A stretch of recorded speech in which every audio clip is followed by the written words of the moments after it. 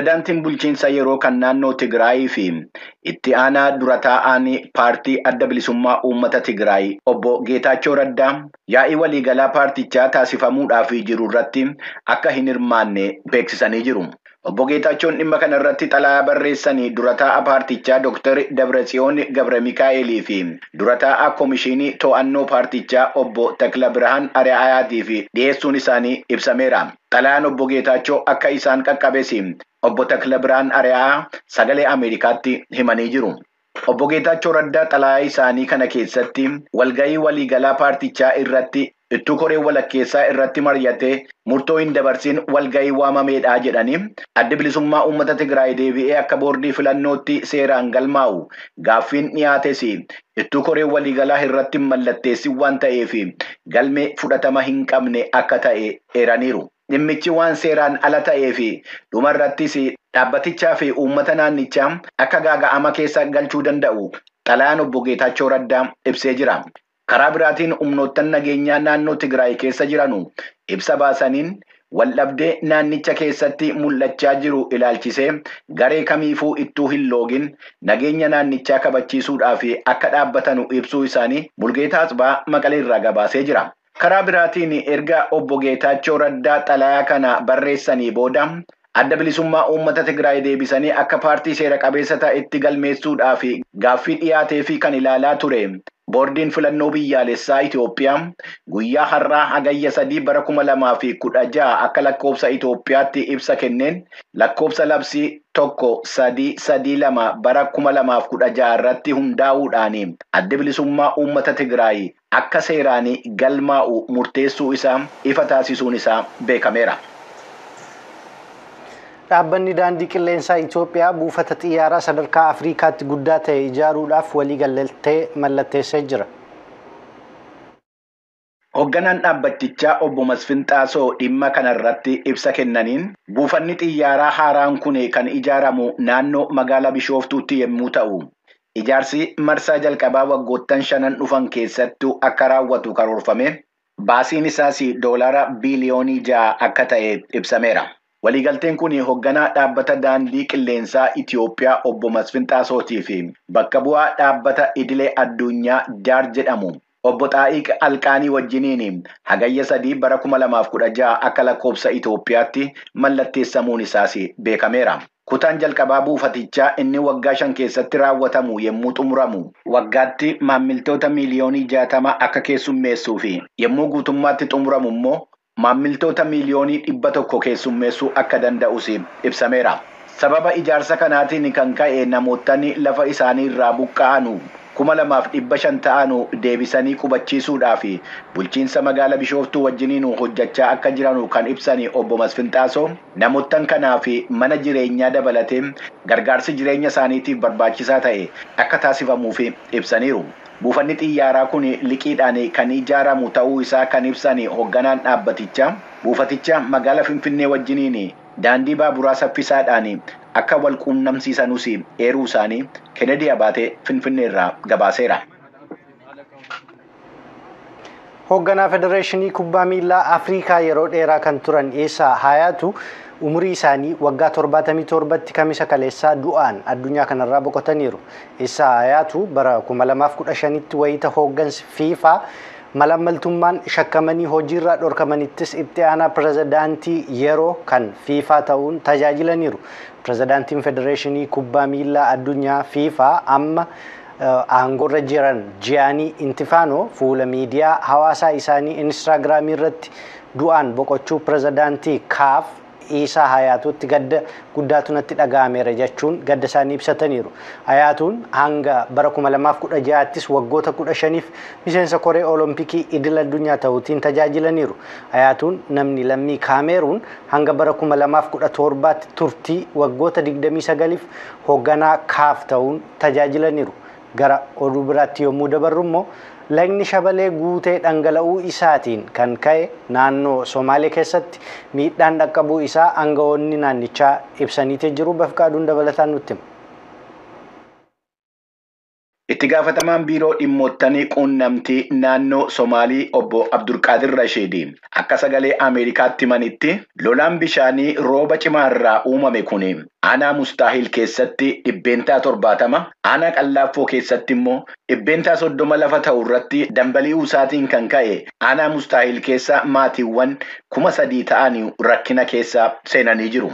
Rooba tulluuwwan Baalee irratti cimee roobuun lagni Shabalee waan waggaa waggaadhaan guutuu fi miidhaan akkanaa akka gahaa ture kan dabalanii ibsanii obbo Abdulqaadir waggoottan 3 darban keessa gandaawwan naannoo lagicharra jiran kaasuudhaan erga jiraattota qubachiisuun jalqabame booda balaan lolaa bishaanii hanqachaa dhufuu isaa ibsanii magaalaa umurii waggaa 70 qabdu Mustaahiliinis bakka isheen itti hundeeffamte irraa kaasuudhaan gara bakka lafa olaanaa yookiin tabba ta'etti akka haaraatti ijaaruun akka raawwatame ibsaniiru.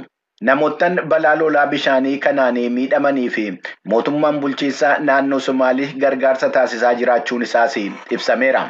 Inistituutii raaga qilleensaa biyyaalessaatti itti gaafatamaan kutaa raagaatii fi akeekkachiisa dursaa obbo Gadaamuu Geetinneti ji'a gayyaa kana keessa ji'a darbe caalaa roobni cimaan waan naannoo Somaaliyaatii fi ollaa isaa keessatti mudatuu fi jiraattonni of eeggannoo akka taasisuu qaban hubachiisuu isaanii Addis Chokkolii Direedoo irraa gabaaseera.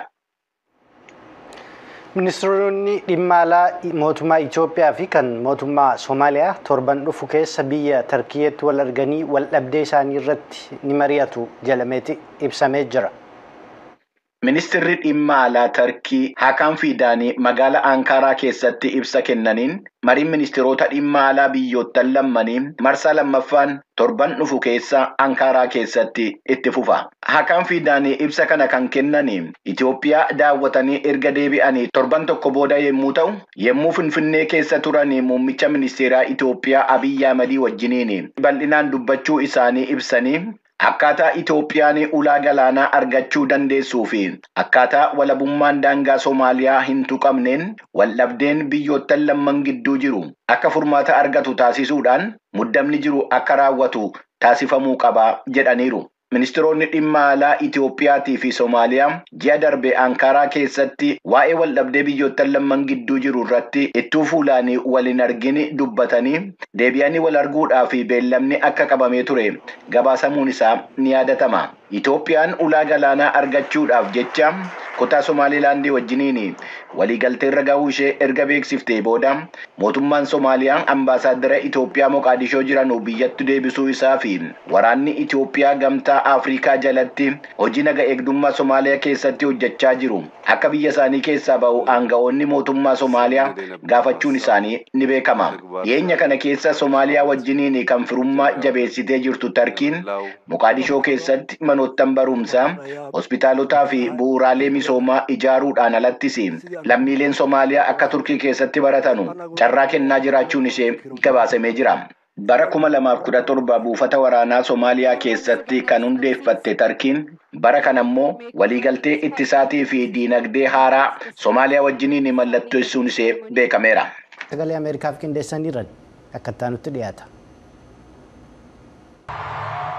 Team Walls bara 1989tti waggaa tokkoof hojii barsiisummaan Chaayinaa kan turee fi ergasii immoo daawwannaa barattootaa Chaayinaatti taasifamu qindeessuun yeroo 30 oliif Chaayinaa daawwateera.